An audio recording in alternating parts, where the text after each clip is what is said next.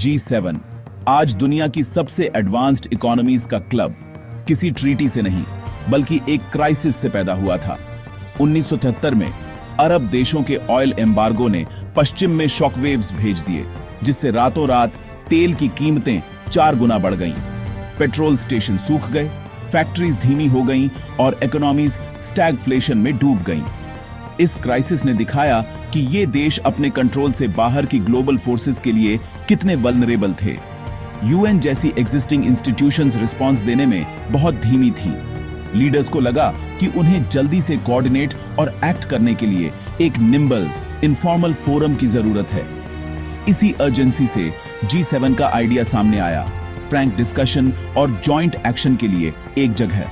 यह केओस का एक रिस्पांस था, स्टेबिलिटी रिस्टोर करने के लिए बनाया गया था। G7 की जड़ें क्राइसिस मैनेजमेंट में हैं, जो ग्लोबल शॉक्स का एक साथ सामना करने की जरूरत से पैदा हुई थीं। G7 की शुरुआत चुपचाप 1974 में हुई, जब यूएस, यूके, वेस्ट जर्मनी और फ्रांस के finance ministers white house library में मिले। उन्होंने खुद को लाइब्रेरी ग्रुप कहा। ऑयल क्राइसिस से हुए इकोनॉमिक केओस से निपटने के लिए इनफॉर्मल तरीके से मिलते थे। कोई स्पीच नहीं, कोई ब्यूरोक्रेसी नहीं, बस कैंडिड बातचीत। उनकी सफलता ने 1975 में फ्रांस में एक समिट को जन्म दिया, जहां 6 देशों के लीडर्स अब G6 पहली बार इकट्ठे हुए। मकसद था ऑयल शॉक मैनेज करना, फ्री ट्रेड को बढ़ावा देना और ग्लोबल इकोनॉमी को स्टेबलाइज करना। G6 जानबूझकर इनफॉर्मल था, क्विक, डायरेक्ट डायलॉग के लिए बनाया गया था। यह क्राइसिस मैनेजमेंट के लिए एक फोरम था, कोई रिजिड इंस्टीट्यूशन नहीं। लीडर्स ने पर्सनल रिलेशनशिप्स बनाए, जिससे रैपिड, कोऑर्डिनेटेड रिस्पॉन्सेस संभव हुए।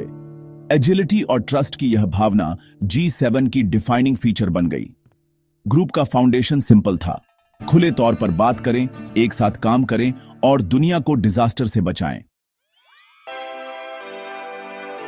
1976 में कनाडा शामिल हुआ, जिससे G6 G7 बन गया और इसका रीच बढ़ गया। कनाडा के रिसोर्सेज और इकोनॉमिक टाइज ने ग्रुप के इन्फ्लुएंस को मजबूत किया। दशकों तक G7 एक्सक्लूसिव रहा, लेकिन कोल्ड वॉर के अंत ने सब कुछ बदल दिया। रशिया को धीरे धीरे इनवाइट किया गया, जिसका नतीजा 1998 में G8 बना, पोस्ट कोल्ड वॉर ऑप्टिमिज्म का एक सिंबल। G8 का मकसद ओल्ड डिवाइड्स को खत्म करना और सिक्योरिटी और इकोनॉमिक इश्यूज पर कोऑपरेशन को बढ़ावा देना था। यूरोपियन यूनियन को भी टेबल पर एक सीट मिली, जो एक पावरफुल इकोनॉमिक ब्लॉक का प्रतिनिधित्व करता था। EU के शामिल होने से G7 के डिसीजंस में ब्रॉडर यूरोपियन पर्सपेक्टिव्स सुनिश्चित हुए। इन एडिशंस के साथ G7 ग्लोबल अफेयर्स में एक ज्यादा कॉम्प्रिहेंसिव फोर्स बन गया। इसकी मेंबरशिप ने इंटरनेशनल पावर के बदलते लैंडस्केप को दर्शाया।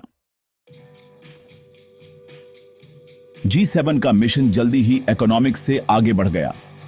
यह global challenges, security, climate, health और डेवलपमेंट के लिए एक स्टीयरिंग कमेटी बन गया।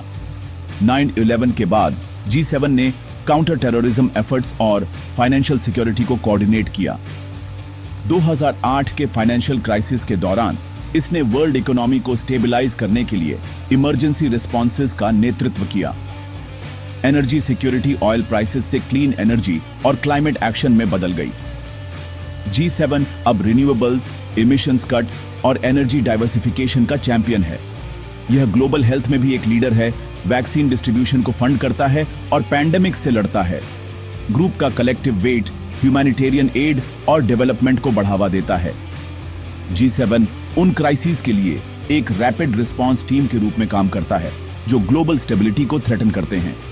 इसका एजेंडा आज की दुनिया के इंटरकनेक्टेड नेचर को दर्शाता है। 2014 में रशिया के क्राइमिया के एनेक्सेशन ने G8 को तोड़ दिया। G7 मेंबर्स ने इस कदम को इंटरनेशनल लॉ का उल्लंघन बताया और रशिया को सस्पेंड कर दिया। ग्रुप फिर से G7 बन गया, जिससे डेमोक्रेसीज के कोalition के रूप में अपनी आइडेंटिटी रीअफर्म्ड हुई। सैंक्शंस लगाए गए, जिससे रशिया अलग थलग पड़ गया और यह संकेत मिला कि एग्रेशन बर्दाश्त नहीं किया जाएगा। क्राइसिस ने G7 का फोकस रूल्स बेस्ड ऑर्डर की रक्षा पर और तेज कर दिया। एक कोऑपरेटिव G8 का सपना टूट गया, जिसकी जगह G7 के बीच नई यूनिटी ने ले ली। ग्रुप का मकसद साफ था, डेमोक्रेसी, सॉवरेंटी और कलेक्टिव सिक्योरिटी को बनाए रखना। G7 ज्यादा कोहेसिव होकर उभरा, नए जियोपॉलिटिकल चैलेंजेस का सामना करने के लिए तैयार। एनर्जी सिक्योरिटी हमेशा G7 के दिल में रही है। जो ऑयल शॉक्स के रिस्पांस के रूप में शुरू हुआ था, उसमें अब क्लाइमेट चेंज और क्लीन एनर्जी भी शामिल है। G7 देशों ने एनर्जी सोर्सेज को डाइवर्सिफाई किया, रिजर्व्स बनाए और इंटरनेशनल एनर्जी एजेंसी बनाया। आज फोकस रिन्यूएबल्स, कोल को खत्म करने और ग्रीन टेक्नोलॉजी को सपोर्ट करने पर है। रीसेंट क्राइसिस जैसे रशिया का यूक्रेन पर इन्वेजन ने एनर्जी को एक हथियार के रूप में उपयोग करने की चिंताओं को फिर से जगाया। G7 ने रशियन गैस पर निर्भरता कम करने और क्लीन एनर्जी को तेज करने के लिए कोऑर्डिनेट किया।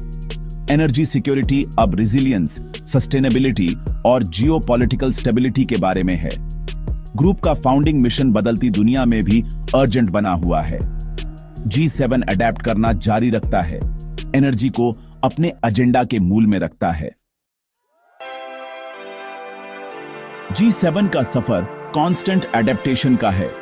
इनफॉर्मल टॉक से लेकर ग्लोबल लीडरशिप तक इसने क्राइसिस के प्रति दुनिया के रिस्पांस को शेप किया है।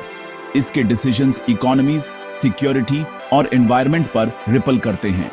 G7 के actions, debt relief, sanctions, climate funding दुनिया भर में जीवन बदलते हैं। क्रिटिक्स इसे एक्सक्लूसिव कहते हैं, लेकिन इसका छोटा आकार डिसाइसिव एक्शन को संभव बनाता है। G7 बड़े इंस्टीट्यूशंस और ग्लोबल पॉलिसी के लिए एजेंडा सेट करता है। इसकी विरासत शेयर्ड चैलेंजेस का सामना कर रहे डेमोक्रेसीज के बीच कोऑपरेशन है। कॉम्प्लेक्स थ्रेट्स की दुनिया में G7 डायलॉग और एक्शन के लिए एक वाइटल फोरम बना हुआ है। क्राइसिस में पैदा हुआ, यह स्टेबिलिटी के लिए एक फोर्स के रूप में टिका हुआ है।